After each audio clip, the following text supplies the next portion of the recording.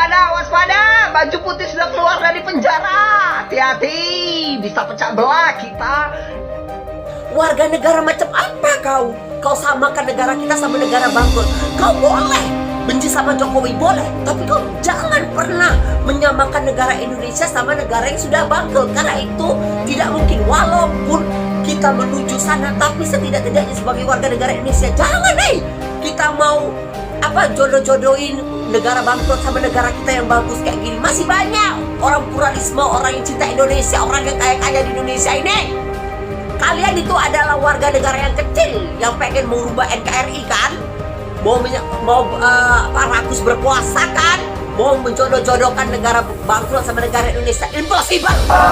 Wahai para pelaku pembuat dosa, wahai para pezina, wahai para peminum khamar yang belum bertaubat, kalau kalian belum sanggup untuk berbuat baik, kalau kalian belum mampu untuk beramal saleh, jangan kalian sakit. Jangan kalian keluarkan kata-kata, jangan keluarkan kata-kata fitnah. Bagaimana kalian akan menghadap Rasul? Bagaimana kalian akan menghadap Rasulullah? Subhanallah walhamdulillah wa la ilaha illallah. Assalamualaikum warahmatullahi wabarakatuh.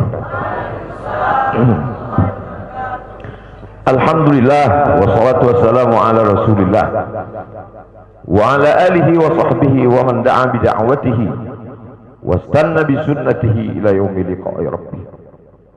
Al-habaib al-afadil al-ulama al-ajilla nafa'ana Allah bi ghaziri ulumihim wa bi husni adabihim wa lutfihim. Ja'alana Allah wa iyyahum ma'al habibil mustafa fi jannatihi al-ula. Orang yang menyambut beliau, kalau dia masih ada ikatan dinas, maka beberapa hari ini kita lihat orang itu dihukum dari jabatannya. Orang yang mengupdate status kalau menulis nama beliau, maka Instagramnya akan diblokir. Hanya menulis namanya saja, maka Facebooknya akan ditutup. Orang menjadi takut untuk menjenguk beliau, kecuali orang-orang yang takutnya sudah dihabiskan hanya untuk Allah Subhanahu wa ta'ala. Apa dosanya? Apa salahnya? Berapa triliun negeri ini pernah dirugikannya? Berapa sumber daya alam, minyak, batu bara, nikel, uranium yang pernah dijualnya ke luar negeri? Berapa BUMN perusahaan yang pernah dijualnya aset-aset negara? Ada yang pernah dia jual? Dia hanya mengajak anak muda yang selama ini pencandu narkoba menjadi bertaubat kepada Allah. Dia hanya membangkitkan semangat anak muda yang selama ini berzina menjadi orang-orang yang takut kepada Allah. Dia hanya mengajak mereka yang memakai baju hitam, pakaian hitam, berubah menjadi pakaian putih. Mereka berusaha untuk memutihkan catatan amal baik mereka di hadapan Allah. Dia hanya menyadarkan umatnya supaya sadar bahwa politik itu penting. Angkatlah pemimpin yang adil dan amanah. Dia hanya sedang mengajak umatnya supaya jangan memilih pemimpin kafir. Salahkah perbuatannya? Tidak. Dia tinggal negara demokrasi. Dalam dunia demokrasi, siapapun berhak untuk mengajak menyuarakan kebenaran. Dia tidak melawan sultan, dia tidak melawan ulil amri, dia tidak melawan siapapun. Dia hanya melawan ketidakadilan. Hari ini saya berangkat setelah sholat subuh menuju airport, naik pesawat.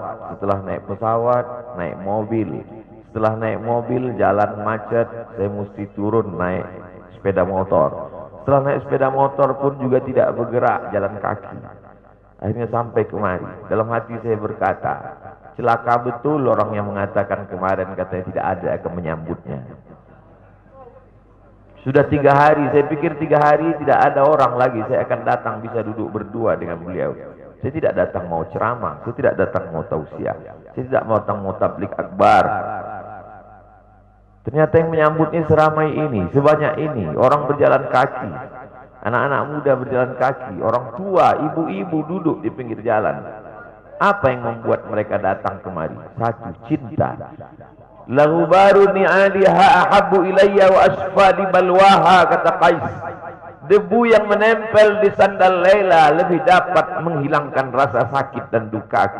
Hanya cinta kepada Laila, apalagi cinta kepada zuriat Nabi Muhammad sallallahu alaihi wasallam. Andai engkau orang alim, andai engkau hafal kitab, andai engkau mengerti kitab kuning, banyak ilmumu, tapi ada kebencianmu kepada ahli bait Rasulullah SAW, hilang keberkahan ilmu. Andai engkau punya derajat seperti seorang wali, andai engkau diangkat Allah sebagai wali, maka jatuh derajat kewalianmu hanya karena kebencianmu kepada ahli bait. Apa kata Kiai Haji Maimun Zubair? Ahli bait itu seperti Quran yang lapuk. Andai ada ahli bait itu yang nakal, yang jahat sekalipun, dia tetaplah seperti Quran yang lapuk. Quran yang buruk, andai titiknya sudah tidak ada lagi, tak akan mungkin kau akan buang. Kau tetap juga akan jaga dia, kau akan cium dia. Kenapa? La yamassuhu illal mutahharun. Allah yang mensucikan. Seorang sahabat Nabi disuruh membuang air bekas daripada bekam Rasulullah SAW. Buanglah ini, kata Rasulullah. Lalu kemudian beliau pergi ke belakang. Setelah itu dia datang lagi menghadap Rasulullah SAW. Rasul tahu apa yang dia lakukan, karena Nabi dapat wahyu, Nabi terbuka hijab. Tapi Nabi ingin bertanya kepada dia. Bukan Nabi tidak tahu, Nabi tahu, diberikan Allah pemberitahuan. Nabi ingin memberitahu siapa yang tidak tahu. Kemana darah bekam tadi kau buat, kata Nabi. Ku minum ya Rasulullah. Mengapa engkau minum? Karena aku tahu bahwa darah yang mengalir dalam diriku membuat aku haram tersentuh api neraka. Mengalir darah itu dari dia kepada Sayyidatuna Fatimah, dari Fatimah kepada Sayyidina Al-Hasan, dari Sayyidina Al-Hasan ada juga kepada Sayyidina Al-Husain, dari Sayyidina Al-Husain kepada Sayyidina Ali Zainal Abidin, dari Zainal Abidin kepada Sayyidina Muhammad Al-Baqir, dari Sayyidina Muhammad Al-Baqir mengalir darah itu kepada Sayyidina Ja'far Sadiq, dari Ja'far Sadiq mengalir kepada Sayyidina Ali Al-Uraidi, dari Ali Al-Uraidi mengalir darah itu kepada Sayyidina Muhammad An-Naqib, dari Muhammad An-Naqib mengalir darah itu kepada Sayyidina Isa sampai kepada Sayyidina Ahmad bin Isa Al-Muhajir. Lalu kemudian darah itu mengalir kepada Imam As-Saggaf, Al-Idrus, Al-Haddad, Al-Attas, dan salah satunya adalah bin Syihab, dan salah satu dari zuriat bin Syihab itu adalah Sayyidi Al-Imam Al-Akbar Al-Habib Muhammad Rizik Syihab. Kalau mau hidup tenang, beliau sudah tenang dengan anak menantunya, dengan cucunya, dengan ilmunya. Beliau meraih gelar LC dari Universitas Imam Muhammad Ibn Saud. Dia cukup dengan majlis-majlis maulidnya, cukup. Mengapa dia bersusah payah? Mengapa dia mesti kena fitnah? Dia hanya mengikut darah Sayyidina Al-Husain. Kalau mengikut Sayyidina Al-Hasan lembut, mengikut Sayyidina Al-Hasan lembut sentuhannya. Maka para ahli bait ini mengikut dua aliran, Sayyidina Al-Hasan dan Sayyidina Al-Husain. Kedua-duanya saya cintai. Habaib yang mengikut Sayyidina Al-Hasan, saya datang, saya cium tangan mereka, saya bersilaturahim, lembut gaya mereka. Tapi mereka semua mengajak untuk mencintai Sayyidina wa Maulana Muhammad sallallahu alaihi wasallam. Tapi ada yang seperti Sayyidina Al-Husain, menggelegar suaranya, dia hunuskan pedangnya untuk musuh-musuh Allah. Keduanya adalah sama-sama diridhai Allah. Innal Hasan wal Husain sayyida syababi ahli jannah. Yang mencintai Sayyidina Al-Hasan, mencintai Sayyidina Al-Husain, yang mencintai zuriat mereka, keturunan mereka, maka dengan cinta itu bekal kita menghadap Rasulullah sallallahu alaihi wasallam. Andai aku dihadapkan nanti menghadap Allah, tahajudku tak sebanyak Imam Ahmad bin Hanbal, 300 raka'ah fil yaumi wal lailah, 300 rakaat sehari semalam. Andai aku dihadapkan kepada Rasulullah SAW, maka jihadku tidak sebanyak Sayyidina Khalid ibn Walid. Setiap jengkal kulitnya, setiap tetes darahnya tak lepas daripada tebasan tombak, anak panah dan pedang. Andai aku dihadapkan kepada Sayyidina Maulana Muhammad SAW, amalku tak sebanyak Abdurrahman ibn Auf. Lalu apa bekalmu, hai Abdul Somad? Adakah ceramah-ceramahmu itu bisa kau jadikan bekal menghadap Allah? Tidak. Sebagiannya sudah diambil oleh tatapan mataku melihat berapa subscriber, follower, dan viewer. Abdul Somad mungkin habis amalnya sudah ria. Satu-satunya yang akan kujadikan bekal menghadap Rasulullah hanyalah aku pernah mencintai keturunanmu. Aku pernah mencintaimu zuriat.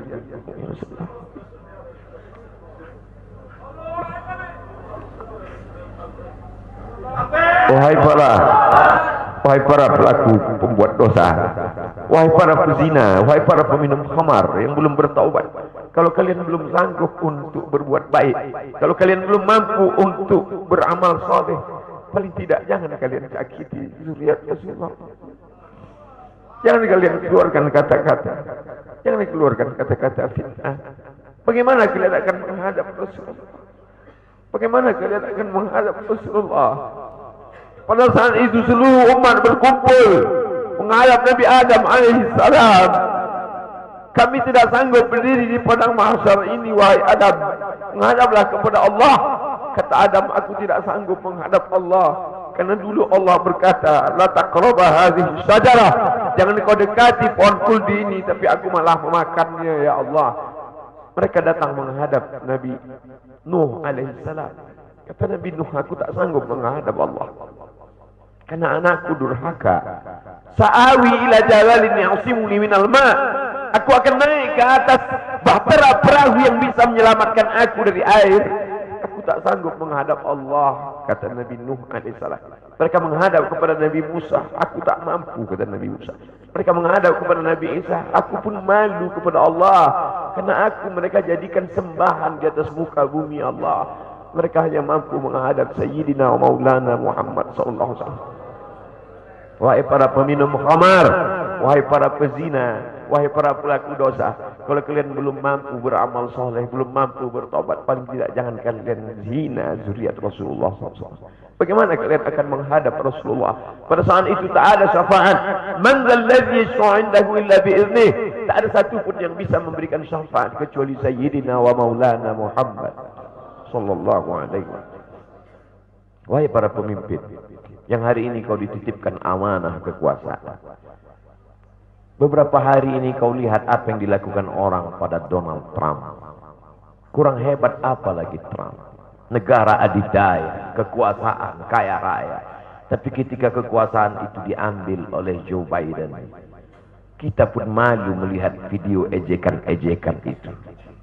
Kalau hari ini kau punya kekuasaan, saudaraku, sampai masanya kau juga akan mengalami seperti yang dialami oleh Trump. Jabatan itu dicabut Allah Ta'ala. Saya masih melihat video bagaimana Bapak Susilo Bambang Yudhoyono sampai ke Pekanbaru beberapa tahun yang lalu. Di depan balihonya disobek. Beliau jenderal, ganteng, punya partai. Tapi setelah kekuasaan itu tak ada di tangannya, difitnah, dibuli, balihonya disobek. Bagaimana agaknya ketika tiga hal itu tak ada pada diri kita. Tidak jenderal, tidak ganteng, dan tak pula punya partai. Fa'tabiru ya ulil absar. Menangkap ikan di Bukit Selasih. Demikian, terima kasih. Assalamualaikum warahmatullahi wabarakatuh.